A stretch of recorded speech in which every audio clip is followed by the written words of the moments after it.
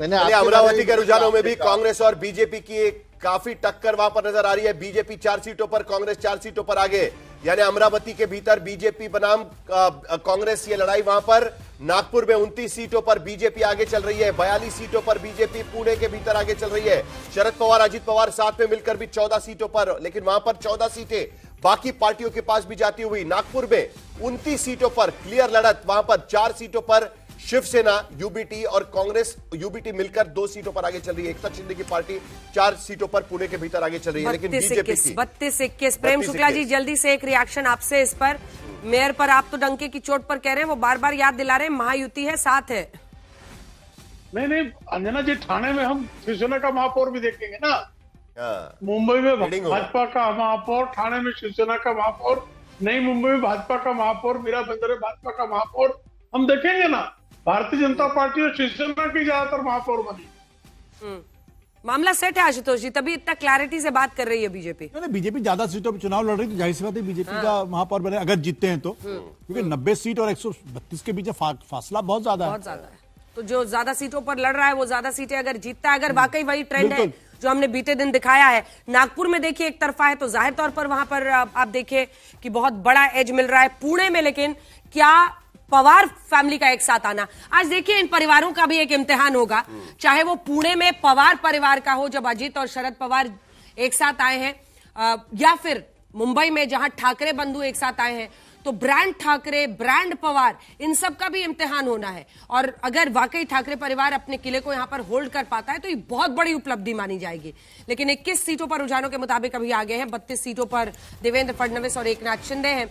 वहीं पर ये पूरी जो लेगेसी की लड़ाई है कि भाई हमको बाला साहब ठाकरे की लेगेसी को आगे ले जाने के लिए दोनों भाई एक साथ आए हैं, उस पर भी एक जनता मुहर लगाएगी। और वैसे ही पवार फैमिली के शरद पवार जी की लेगेसी को लेकर आप देखेंगे कि पुणे में क्या फैसला आता है, वो उस पर ये लगाएगा। क्या मैं सही नहीं कह रही हूं सुरेंद्र जी? बिल्कुल, आप क्या नाम, राजनीतिक रूप से और सामाजिक रूप से अंजना जी बिल्कुल ठीक कह रही हैं। अभी चुनाव के नतीजे आए तो निश्चित तौर पर देखा जाएगा, कई जगहों पर कांग्रेस आगे बढ़ रही है और अब तो फैसला आ ही चुका है। अब तो ये नहीं कह सकते हम कि क्या हुआ क्या नहीं हुआ। अब एग्जिट पोल की जगह एग्जिट पोल पर अगर हम बात करें तो निश्चित तौर पर आज की डेट में आपके जो नतीजे दिखाई दे रहे हैं उसमें भाजपा तो आगे दिखाई ही दे रही है। लेकिन एक चीज जरूर तय है कि जनतंत्र वर्सेस धनतंत्र की लड़ाई है। ये आज की डेट में एक सोचनीय विषय जरूर है। हम लोग चुनाव हारे या जीते, लेकिन धनतंत्र के खिलाफ हम लोग काम करते रहेंगे। इसको मैं बहुत स्पष्ट रूप से आपके सामने रख दूं। जिस तरीके से भारतीय जनता पार्टी से लड़ने के लिए आपने देश में एक फैसला लिया था कि भाई ये धनतंत्र है, भाई ये सब संवैधानिक संस्थाओं की आवाज दबाते हैं, हम एकजुट होकर लड़ेंगे। क्या हुआ अगर आप इस स्थिति में हो? क्योंकि यहाँ पर तो दोषारोपण हो रहा है, दुबे जी कहते हैं कांग्रेस वालों ने नहीं सुना, वो कहते हैं कि ठाकरे जी ने हमको टाइम नहीं दिया। क्यों नहीं गठबंधन किया?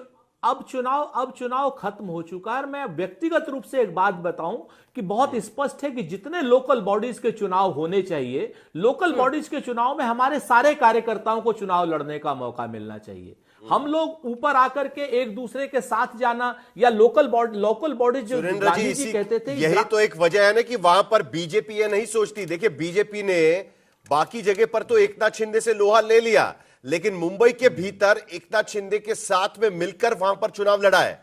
उसका असर यह हो रहा है कि कांग्रेस सिमट रही है 3 सीटों पर फिलहाल, और शिवसेना, यूबीटी, एमएनएस और एनसीपी, एसपी 21 सीटों पर है। आगे चल रही है बीजेपी, जीत रहे हैं वो, बीएमसी जीत जाएंगे। साहिल, आप समझ सकते हैं इस बात को, और किसी से मैं नहीं कहूंगा, लेकिन भारतीय जनता पार्टी ने शिवसेना उद्धव ठाकरे को सामने रख करके उसका गला काटा और शिवसेना शिंदे गुट को गले लगा करके उसका गला काट रही है। आज की डेट में आपके सामने है, देखिए बीएमसी में शिवसेना शिवसेना जो शिंदे गुट है उसकी क्या पोजीशन हो रही है, बेचारगी की पोजीशन हो रही है आपके सामने। ये जो गले मिलकर के गला काटने का काम है भारतीय जनता पार्टी ही कर सकती है। जवाब दीजिए।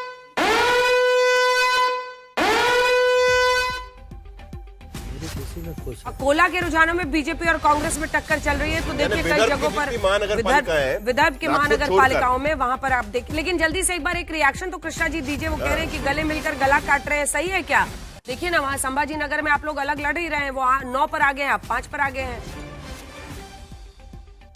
देखिए, ऐसा है कि लोकसभा हमने भारतीय जनता पार्टी के साथ में मिलकर लड़ा, हमने जीता। विधानसभा भारतीय जनता पार्टी के साथ मिलकर लड़ा, जीता। उसके बाद स्थानीय स्वराज्य संस्था के इलेक्शन हम साथ में लड़े, जीते, और अब बीएमसी भी हम साथ में लड़ रहे हैं, हम जीत रहे हैं। कोई किसी का गला नहीं काट रहा है। सभी नेता, सभी कार्यकर्ता एक दूसरे के साथ काम करके यहाँ पर जीत हासिल कर रहे हैं। सभी का श्रेय है, दोनों पार्टी का श्रेय है। दूसरी बात यह है, सुरेंद्र राजपूत जी अपने पार्टी का चिंता करें ना। अभी 2 सीट और 3 सीट, 227 सीट में से कांग्रेस गई किधर? इधर गला काटने के लिए भी कांग्रेस बची नहीं है, ऐसा हालत हो गया है। पुराने कांग्रेस ही याद रखिएगा, हाराकिरी कर दिया, हाराकिरी कर दिया। उनको भी कांग्रेस की चिंता है। कृष्णा हेगड़े साहब, आपको कांग्रेस की चिंता है, इसका मैं आपका शुक्रिया अदा करूंगा, लेकिन आज की डेट में आपको ये जरूर मुंबईकर को जवाब देना होगा कि बाला साहब ठाकरे के सपनों का क्या हुआ। आप जिस तरीके से बात करते थे, जिस तरीके से आप लोग भाजपा के खिलाफ चुनाव लड़ते थे, ये सारी की सारी बातें आपको जवाब देना पड़ेगा। और कांग्रेस जो है जनता के बीच में, कृष्णा भाई मेरी बात हो जाने दीजिए प्लीज। मैं कांग्रेस जनता के बीच में, मान लीजिए हम चुनाव नहीं जीत रहे लेकिन हम वोट पा रहे हैं, लेकिन हम अपनी आइडियोलॉजी से नहीं हटेंगे। हम लोग अपना गला नहीं कटवाने वाले। जिस तरीके से शिंदे साहब ने मुंबई में मुंबईकर के हितों को और शिवसेना के हितों को भारतीय जनता पार्टी के कदमों के तले रख दिया है, ये आपको आज नहीं तो कल नुकसान जरूर देगा। आप इस चीज को जान लीजिए।